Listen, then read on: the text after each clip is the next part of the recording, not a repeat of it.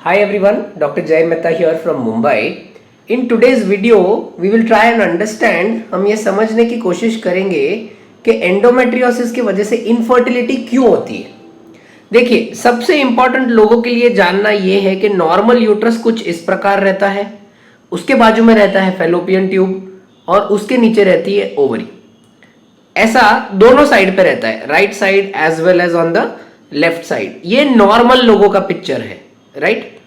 अब जैसे कि हमने देखा है एंडोमेट्रियोसिस में होता क्या है। सी, एंडोमेट्रियोसिस में ये जो अंदर का लाइनिंग है जिसे हम एंडोमेट्रियम बोलते हैं, ये एंडोमेट्रियम ग्रो होने का स्टार्ट कर देता है अलग अलग जगहों पे। ये इसका नॉर्मल लोकेशन है, पर एंडोमेट्रियोसिस में ये ग्रो होता है ओवरी पे, फैलोपियन ट्यूब में, यूट्रस के पीछे जिसको हम बोलते हैं डीप एंडोमेट्रियोसिस। ये सब कॉमन लोकेशंस है।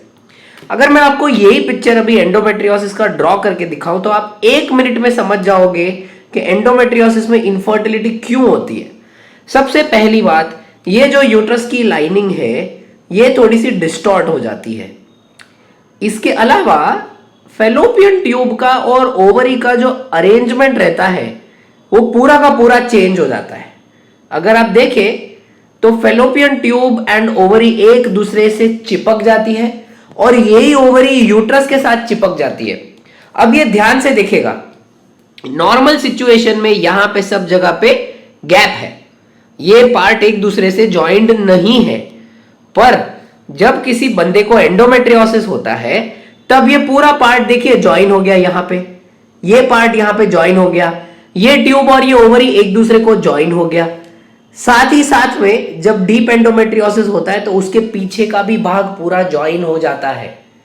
इस कारण की वजह से ट्यूब और ओवरी का जो नॉर्मल रिलेशन है, जब कभी भी ओवरी के अंदर से एग रप्चर होता है तो ट्यूब झट से जाके उसको पकड़ लेता है, ये एग झट से ट्यूब के अंदर चला जाता है। पर एंडोमेट्रियोसिस के बीमारी में क्योंकि ये एक दूसरे से चिपका हुआ रहता है, ये फंक्शन एबनॉर्मल हो जाता है। ये बहुत इंपॉर्टेंट कारण है एंडोमेट्रियोसिस में इनफर्टिलिटी होने का। इसीलिए जब भी हम एंडोमेट्रियोसिस का ऑपरेशन करते हैं, हम उस ऑपरेशन को फर्टिलिटी एनहेंसिंग सर्जरी कहते हैं, क्योंकि हम ये पूरे पिक्चर को, जो ये पूरा पिक्चर है, इसको हम नॉर्मल पिक्चर की तरफ लेके जाने की कोशिश करते हैं ये सर्जरी में। दूसरा कारण यह होता है कि अगर आप देखेंगे तो ओवरी का साइज जो नॉर्मल बंदों में रहता है वो कुछ इस प्रकार रहता है, यह है नॉर्मल ओवरी की साइज। बट अगर आप देखेंगे तो मैंने एंडोमेट्रियोसिस में ओवरी की साइज बड़ी ड्रॉ की है, क्योंकि काफी बार इस चीज के अंदर ओवरी के बाजू में एक महत्वपूर्ण गांठ जिसे हम बोलते हैं चॉकलेट सिस्ट, ये एंडोमेट्रियोसिस में डेवलप हो जाता है। चॉकलेट सिस्ट के होने के वजह से एग का क्वालिटी पुअर हो जाता है, मतलब जो अंडे की जो स्ट्रेंथ रहती है वो कम हो जाती है। और ये दूसरा कारण है, मुख्य कारण, जिसके वजह से एंडोमेट्रियोसिस में इनफर्टिलिटी होती है। तीसरा और फाइनल कारण यह है कि यूट्रस के नीचे के भाग में आता है वजाइना, राइट। वजाइना वो पार्ट है जहां से संबंध रखा जाता है। एंडोमेट्रियोसिस में जब कभी भी डीप एंडोमेट्रियोसिस होता है, कुछ इस प्रकार का सेक्स करने के टाइम पे पेन होता है।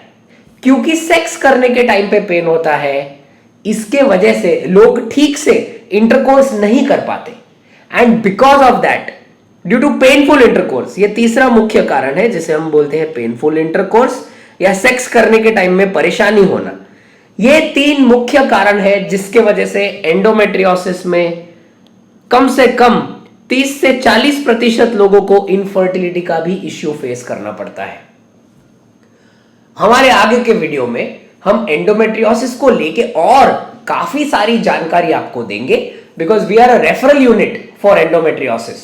एनी फर्दर क्वेश्चंस आप हमारे कमेंट्स में लिख सकते हैं, मैं या मेरे कोई टीम मेंबर्स आपको जरूर आंसर करेंगे। Thank you so much.